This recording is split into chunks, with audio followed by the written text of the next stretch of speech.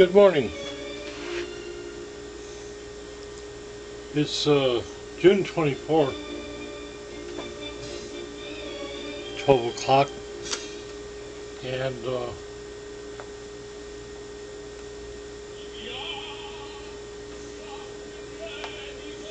Monday to boot. And I have decided to update all my other pizza videos here to this morning or today with this one video flick.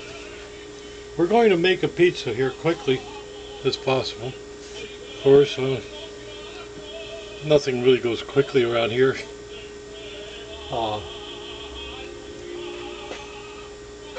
From scratch. We're going to start with the crust and build the pizza up quickly. The oven is already warming. I haven't taken a reading on the temperature yet, but we will do so now.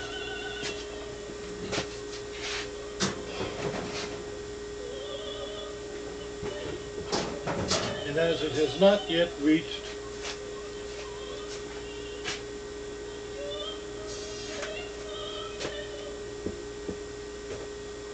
even 300 degrees,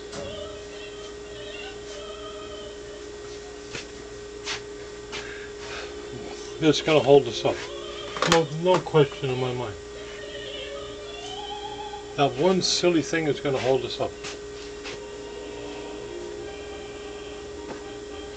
And it's my fault because I knew to start that oven an hour ago and did not. I may have started it 20 minutes ago, I'm not sure. But once it hits 300, it tends to grow pretty good. And we're shooting for 6, we might come up with 550 or so. But we'll get it there. Now, to begin with,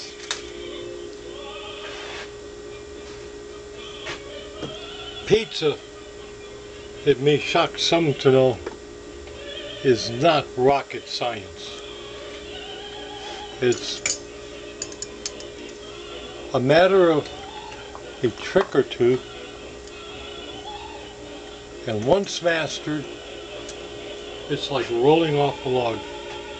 The basic recipe for a pizza crust goes something like this: 1.5 cups of water, usually very hot, around 100 degrees, teaspoon of instant dry yeast, about 1.5 cups of flour, a little bit of salt and sugar. I don't follow that recipe. I mean, I follow the principle true, but I'm not a stickler for that particular recipe. I'm almost not a stickler for any recipe when it comes to pizza. This is baking, and as I say, not rocket science. Now, maybe if you're making some delicate pastry, yes, but for me, or cake, but not here. So here goes 2 cups of water. To that we're going to add something that what we're going to add is fresh yeast, baker's yeast. Now you look at some of the other videos I have out there, and they will say, you'll see me put in dry yeast, but that's gone. And the reason it's gone is because I was looking for a flavor that I was not getting out of the dry yeast, and that was that favored yeasty aroma and taste of the crust. I just wasn't able to achieve that. I am able to achieve it, however, with the fresh yeast. One day I sat up and it just struck me. I figured everything else out. Everything else was going just fine. And so why now can I not get the flavor of the crust that I want? And when it dawned on me, I said, of course, and I went crazy looking for yeast, but you can't buy this kind of yeast on your own, hardly. They used to sell it in those little packets of 9 or 12 to a pack of those little cubes. And you'd buy them, and if you didn't use them up in a day or two, they went bad. Frankly, that wouldn't be... I used maybe twice as that amount just now. So, the yeast is dissolved. We dissolve it by hand. And now what we are going to look for is about 2 cups of flour. And I believe what we're going to find is here. Now, one of the things I do like to do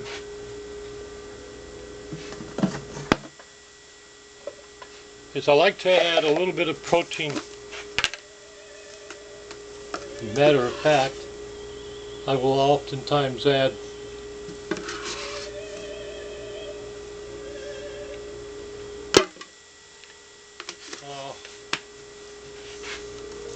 I forget exactly the weight, but the yield is about 90 grams of protein. And I like that. Naturally it gives me a high protein flour. I'm already using a moderately high, and that aids in the stretching. I went through a stage where I thought it was necessary to add more gluten to achieve a good stretch, but that's just simply not the case. It's just not true. I realize a lot of you might be going through that very stage right now, but you'll soon discover that's just not the way. Now, customarily you put the mixing bowl on the stand mixer, lower the hook, and slowly add the flour. But I'm as unconventional as they come, so I don't do that either. I just dump it all in there like that. And don't forget, we still got salt, sugar, which we're going to add the sugar right now. The salt and oil will add as it mixes. So we're liable to use up all that flour yet. And there's the sugar.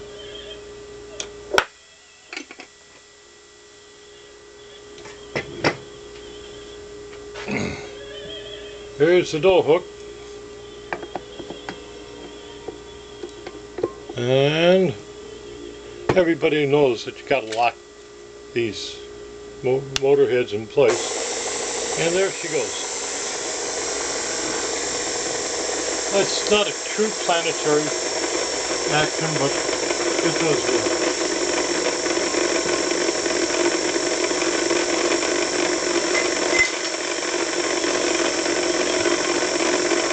It only takes a minute or two to get this dough to the consistency I want.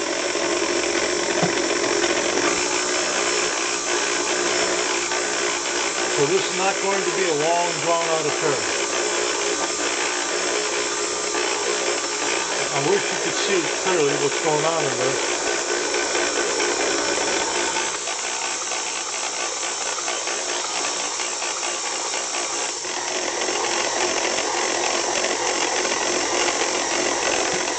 Perhaps now you can. And as I suspected, I'm going to have to add quite a bit of flour here.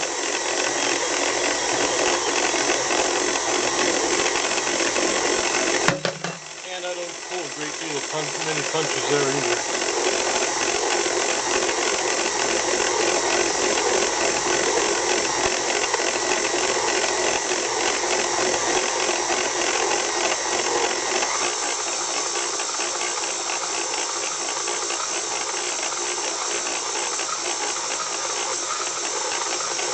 Doesn't look like we're going to be adding any more. It's possible, but I bet not.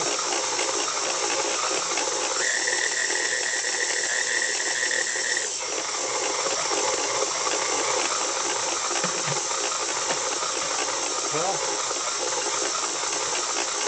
that's good. We'll wait. Yeah, that's fine. We don't need anything more than that. because I have this other 50-pound bag of flour I've been just itching to open. So it takes 3 of those containers plus a couple of small ones. So we're ready for it. That dough's about ready to come out of there now.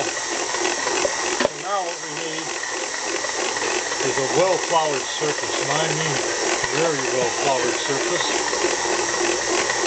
So here we go.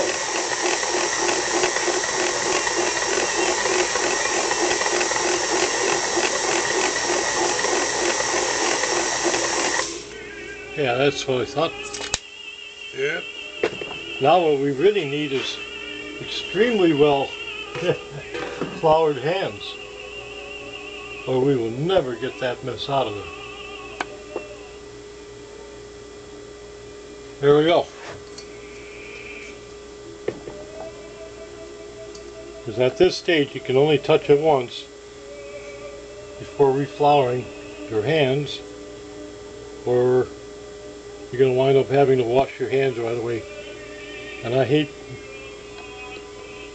going from wet to dry hands when I'm baking like that all the time. But I can't work with messy hands like that.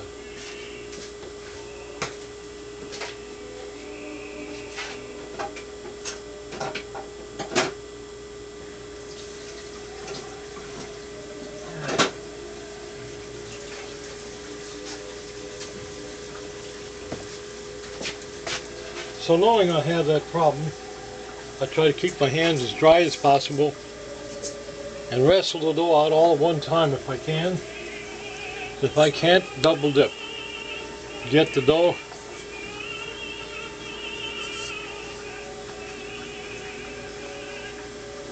and then go right to work on it after I remove the mixing bowl.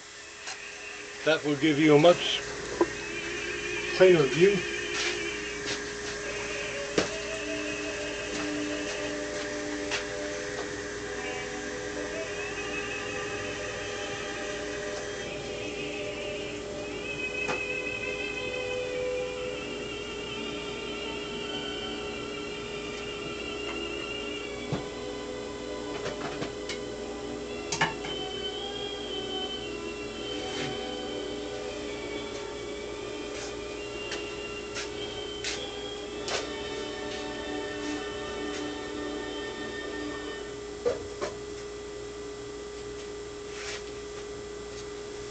As I seem to disappear, take a little break from time to time. I'm not really, but I like to get that mixing bowl and dough hook underwater as quickly as I can. It isn't necessary. I can wait till it dries, and I have ways of removing everything then, but this way is the easier way for me.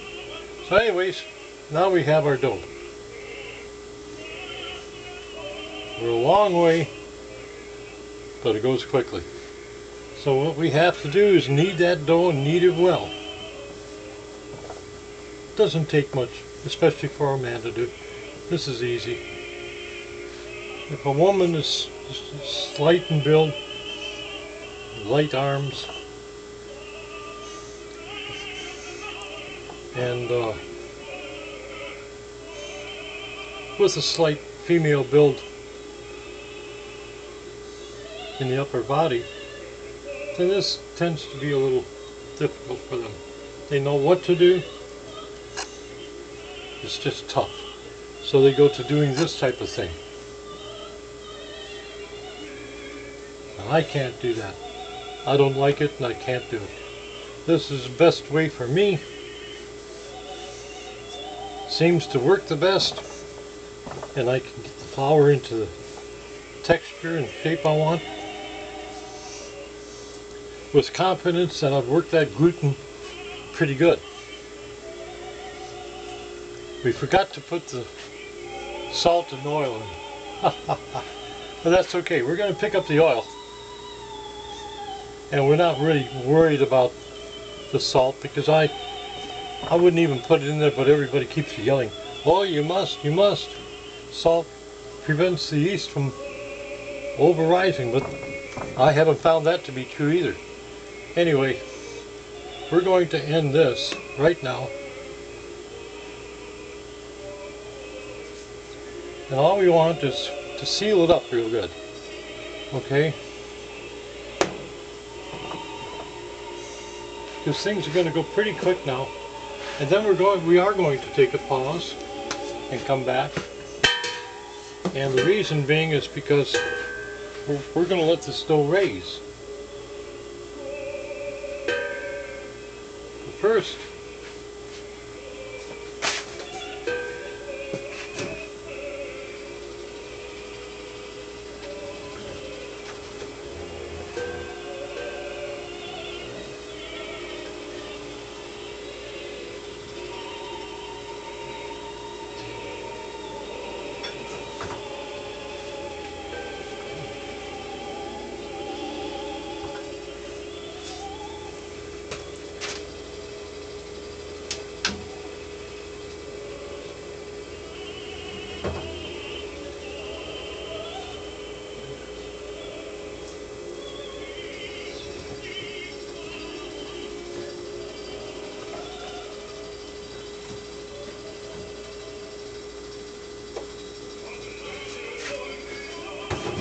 okay, we had to put our ingredients back in a cooler, and I had to wrestle with some things that were in there already. But now that we have, we can bring out the dough rising box, and I'm going to give you a quick explanation on that too.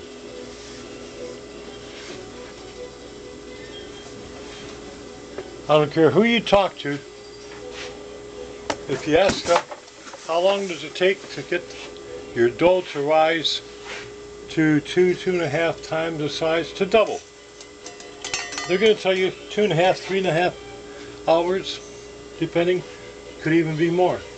Well, I'm going to tell you that's true, but we can do that in 20 minutes.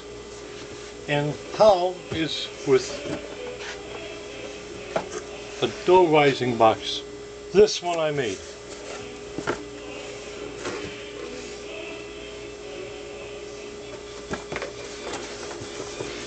This is the electrical input. Just an ordinary, could call it a zip cord or a lamp cord, but a little heavier duty than that. And inside you might notice the socket fixture and a chandelier bulb, 40 watts.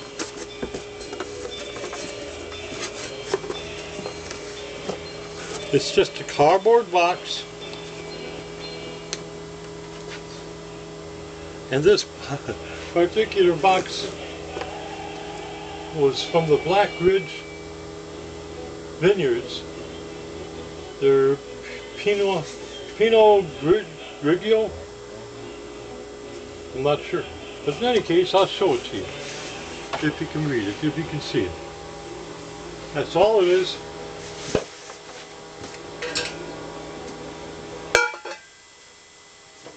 And it just goes about any place, gets plugged in, which I'll do in a minute. And then 20 minutes later, our dough will have been risen.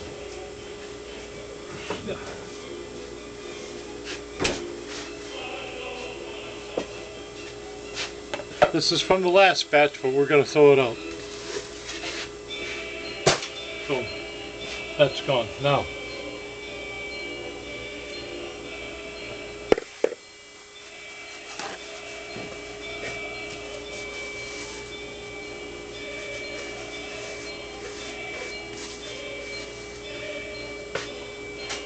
what we are going to do here is we're going to oil the inside of this container liberally, and we're going to also oil the lid.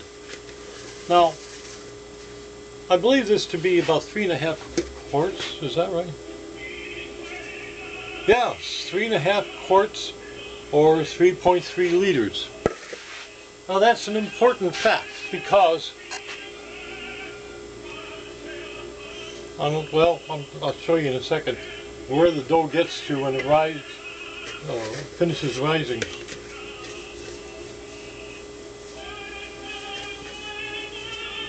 And the more observant will have noticed the size of the dough and compared it already to the size of the container and made your guesstimation, and you'll be wrong.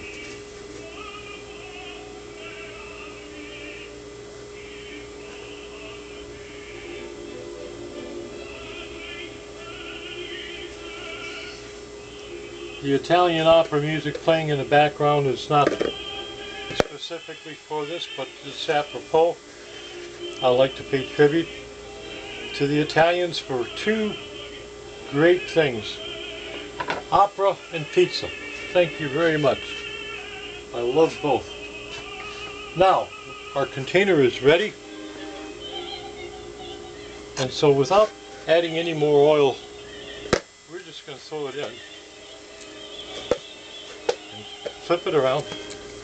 And I can see it's not going to be enough, so we'll slap a little bit more to it.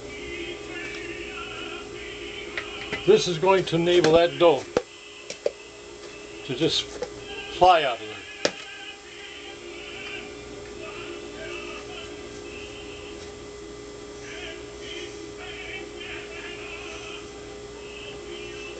Yep, we had to add oil after all, didn't we?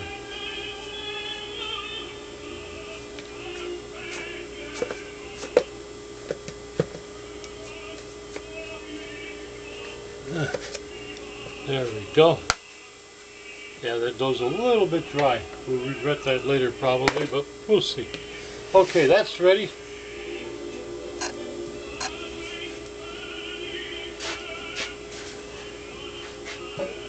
And so we find an outlet, and we usually find that right here. Okay, have it.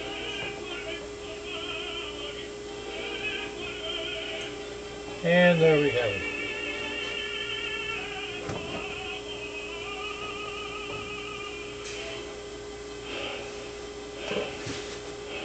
I'm going to have to, for the third time, take this assembly apart and resolder it. But I want to do something better. And ultimately I'll do something a lot better. But right now, this is going to go into this box. I don't know, well, I know you can't see it, but the box is all lit up.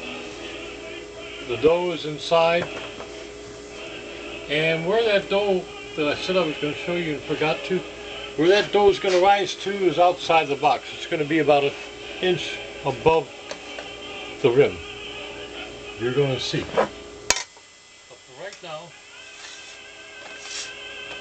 our 20 minutes has just begun, and we're not going to stand around here and talk your ears off for 20 minutes. Instead, we're going to try to pause this and then come back